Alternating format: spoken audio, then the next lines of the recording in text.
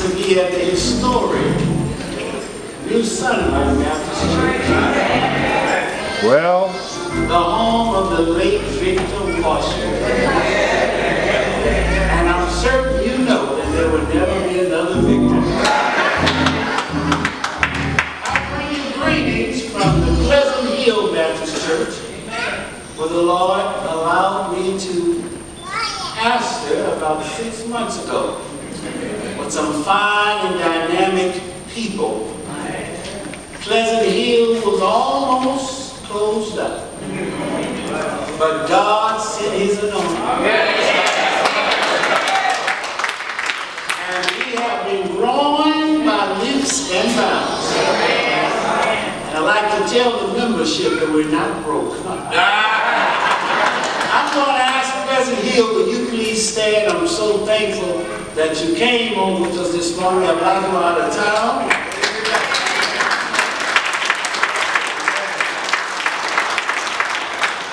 Thank you.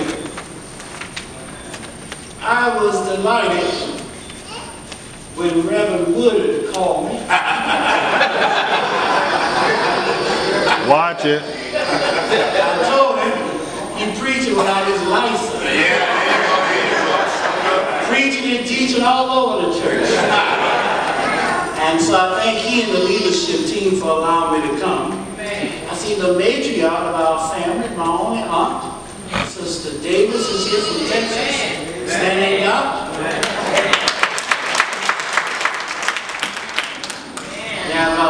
We have family here, the family stand. All my kinfolk stand. Stand up out there. Let's get Liz and Joyce. Liz is here. And also I have a very special person. My wife. There you go. Who used to be my boss. Tell you hard when you're working with your wife and your boss. She serves as the director of the child nutrition program for our school district. Tina, will you please stand? Today is our wedding anniversary.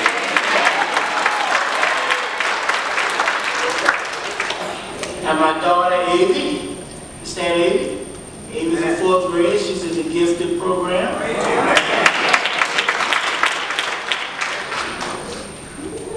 And I think I covered all the preliminaries. Let's get to the word. There you go, Doc. The book of Jeremiah, chapter 12. Get it when you please stand. Jeremiah, chapter 12.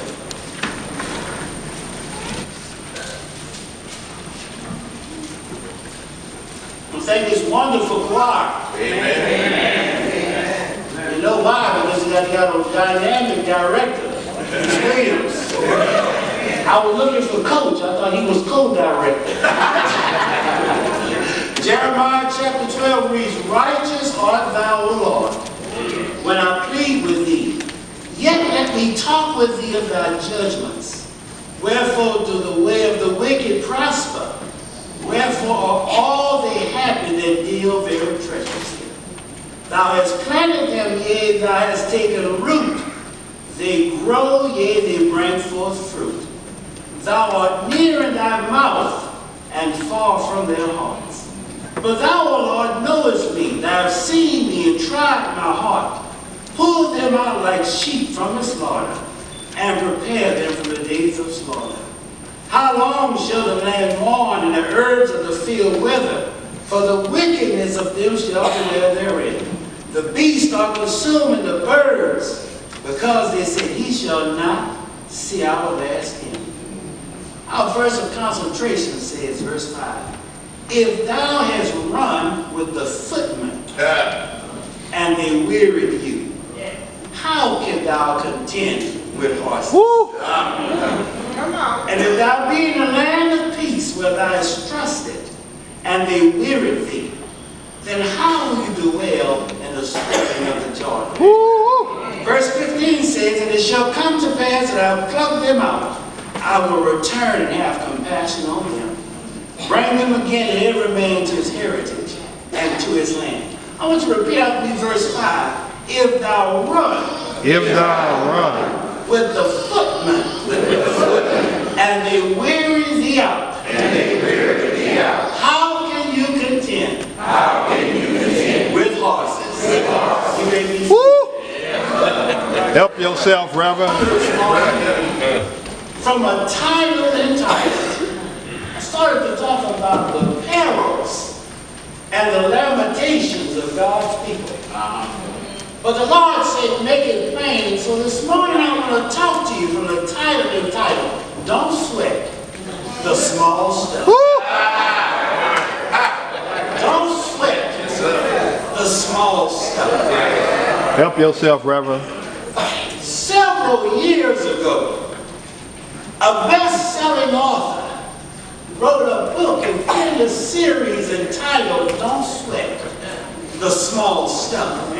This idiomatic expression or figure of speech was something that could not be taken literally.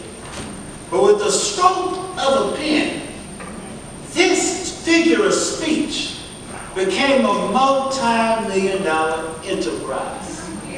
This phenomenal feat consisted of no formulas, no prototypes, but a simple nugget of how to survive when things are getting tough.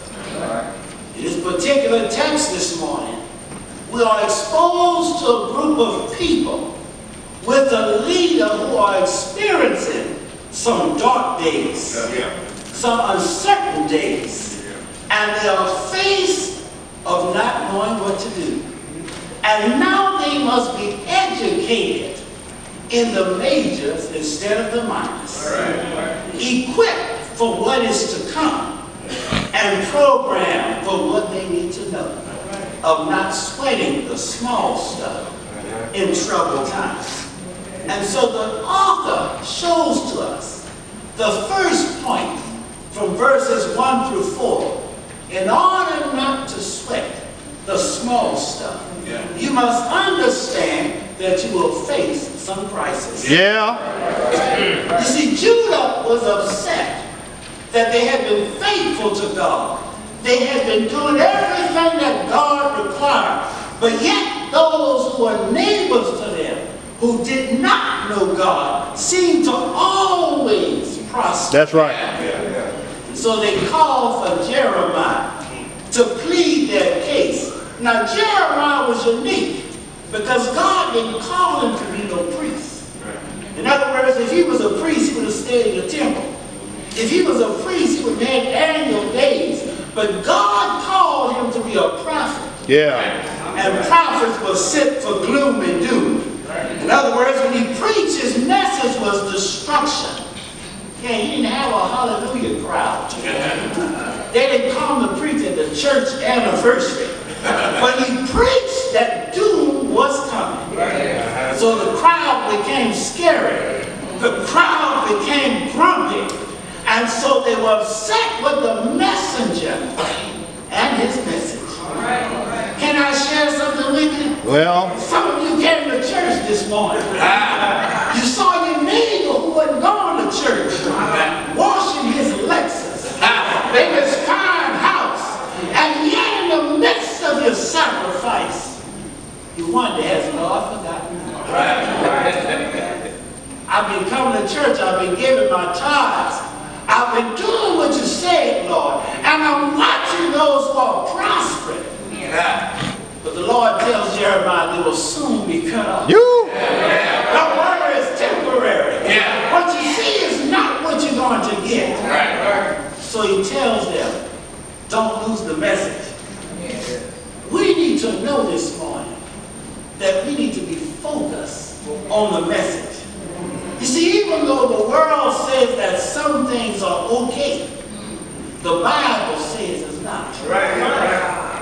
Yeah, we can't lose the message. When our young girls are going more to baby showers and to botillions and cotillions and birthday parties, we can't lose the message. Some of you are defeated because you lost the election last year. You're watching CNN and Fox, getting mad by the day. But you can't lose the message. The message is even though you've lost the election, we cannot lose the fight.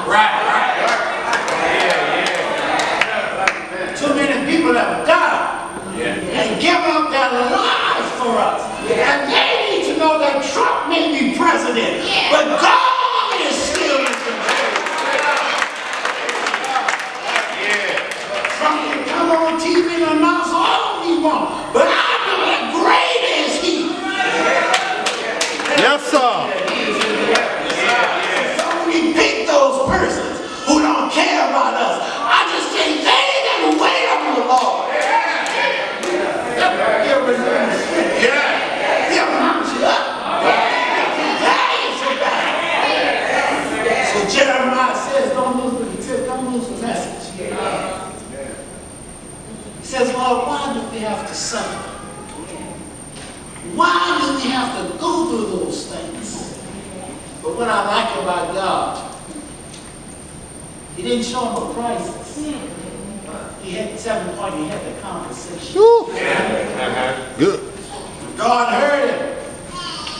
God said to him, even though you matriculated in Judah, you graduated from honors from the school of prophets, but I need to redirect your thinking.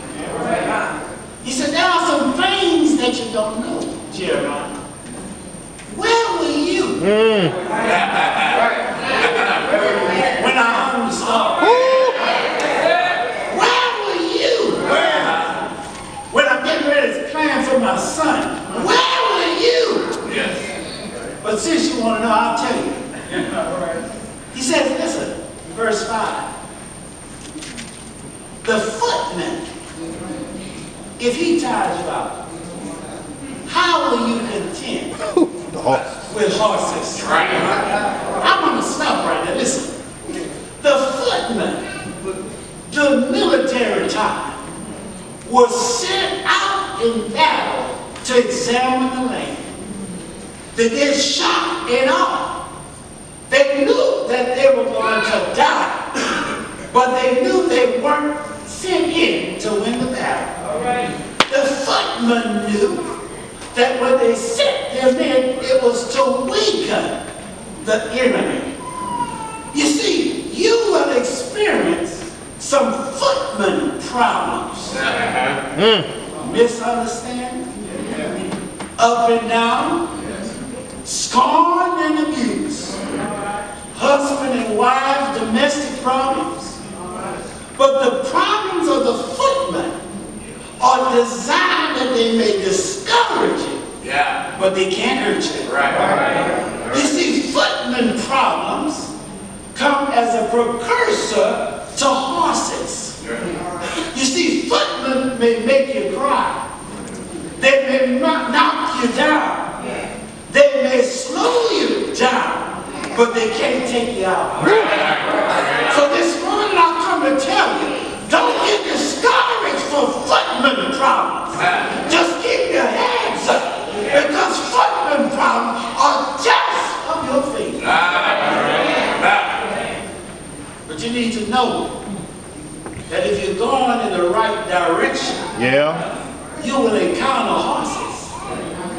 Now, horses are different from footmen. You see, horses are sent in to win the battle. And so horses are strong. Horses symbolize endurance. And horses symbolize stamina. They tell me one time that there was a young man who started at a job, worked at a convenience store, did not get along with the manager. The manager sent him to be over inventory. Gave him the worst part of inventory. But what the employee did, he didn't complain. He just kept up with the horses. The manager noticed that he was doing a better job. He moved him to cashier. He said, well, I've been putting all this time in. But he didn't complain. He just kept up with the horses. The manager said, I'm going to move you to stock shelves. He said, you're moving me all around. But I won't complain. I'll just keep up with the horses. Because horses represents endurance. Horses represent stamina. Horses can go the extra mile. Yeah. But one day the district representative came in. He said, I want to open up a new store. I need a person who understands inventory. The employee said, I've been running with the horses. He said, I need a person who can understand cashier. The employee said, no problem. I've been running with the horses. Can I tell you something here? Don't complain. Horses are sent to make you strong. In other words, he had no problem being promoted because the horses had prepared him. Some of you have been strung out on drugs, but you kept running with the horses.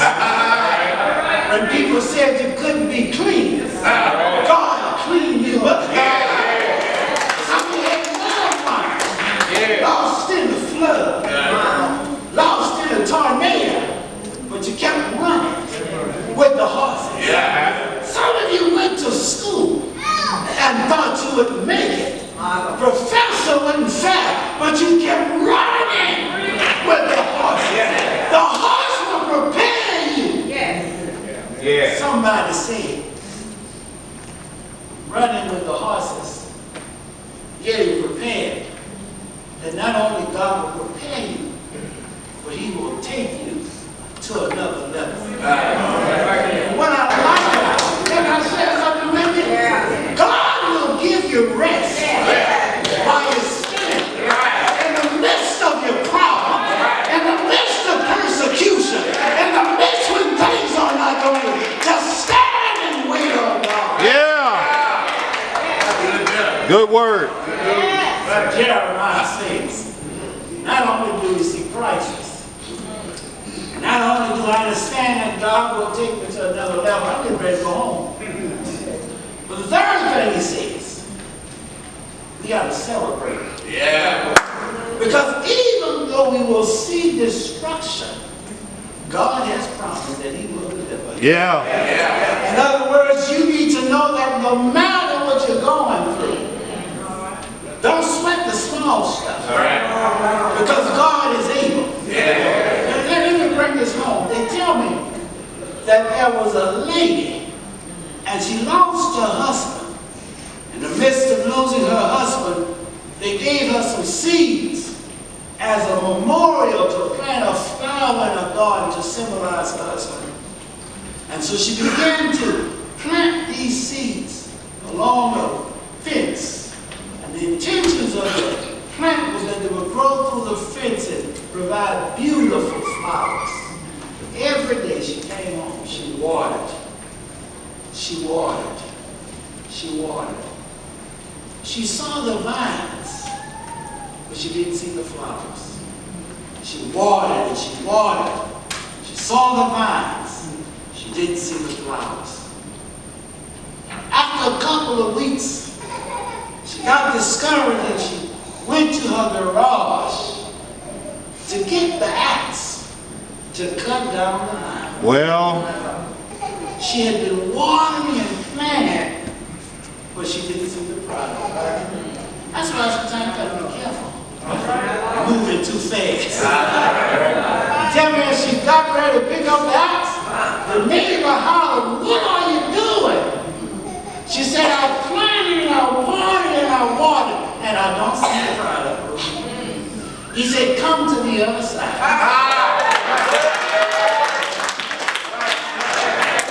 He said, "You didn't plant that for yourself." When she got to the other side, she saw a beautiful plant. And I tell you something, don't be discouraged if people don't see your good work. God recognize and you honor your work. sign. Don't sweat the small things when people don't see it. In other words, God has prepared you. Yeah, Reverend. They may not call your name, but don't sweat the small stuff. They may not appreciate your work, don't sweat the small stuff. Preach it. They may not recognize you, don't sweat the small stuff. But know that he died, and because he died, Reverend. you can face tomorrow. Because he died, your fear is gone. Because I know. So when I come to take communion, I don't sweat the small stuff. Because he gave his life. That Calvary. Somebody say, how he did, he hung his head. Woo. But early. Somebody say, how early? They say the rooster didn't know. But early Sunday morning, he got up. Because he got up, I can go through Christ. Because he got up, I can have a little talk with Jesus. Tell him all about my trouble. He'll hear my faintest cry and answer by Yeah, Reverend. because he got up, I can celebrate in the death and resurrection of Jesus Christ. Jeremiah teaches us, don't sweat Don't sweat the small the stuff. small stuff.